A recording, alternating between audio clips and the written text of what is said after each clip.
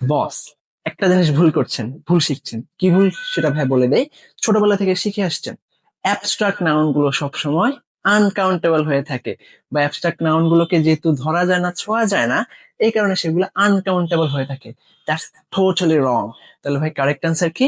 Abstract noun countable হইতে পারে, uncountable হইতে পারে, দুইটাই হইতে পারে। এখন শিখবো আমরা সেইটা। যেমন ভাইয়া যদি বলি হচ্ছে অ্যাবস্ট্রাক্ট কাউন্টেবল, তাহলে কি কি আসতে পারে ভাই? ধরা যায় না, ছোঁয়া যায় না, সেগুলোকে বলবো অ্যাবস্ট্রাক্ট। আবার গোনা যায়, সেগুলোকে বলবো কাউন্টেবল। তাহলে ভাইকে এমন কিছু জিনিসের নাম বলে যেগুলো ধরা যায় না, ছোঁয়া যায় না, স্টিল সেগুলো গোনা যাবে। যেমন কি ভাইয়া যদি বলি আইডিয়া,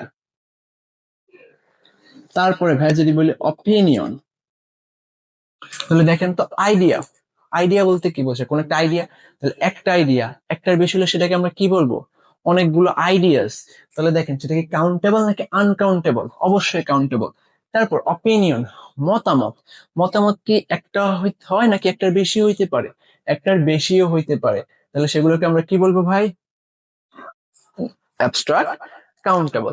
এরপর আসি অ্যাবস্ট্রাক্ট আনকাউন্টেবল কোনগুলো? অ্যাবস্ট্রাক্ট আনকাউন্টেবল হচ্ছে যেগুলো দেখা যায় না, ছোঁয়া যায় না, আবার গণা গুনতেও পারবেন না। যেমন ভাইয়া যদি বলি উইজডম, অর্থাৎ জ্ঞান। জ্ঞান কি ধরতে পারতেছেন? না, তাহলে সেটা হচ্ছে অ্যাবস্ট্রাক্ট। তারপর জ্ঞান কি গুনতে পারতেছেন? যে একটা জ্ঞান, দুইটা জ্ঞান, গোনা যায় না, তাহলে সেগুলোকে কি বলবো? Abstract uncountable noun. তারপরে নলেজ, নলেজ বলতে কি বোঝায় ভাই? জ্ঞান। তাহলে কয়টা জ্ঞান? একটা জ্ঞান, দুইটা জ্ঞান, গোনা যাচ্ছে না, তাহলে সেগুলোকে কি বলবো? আনকাউন্টেবল। জ্ঞান কি চোখে দেখা যায়? না ভাই, দেখা যায় না, তাহলে সেটাকে কি বলবো?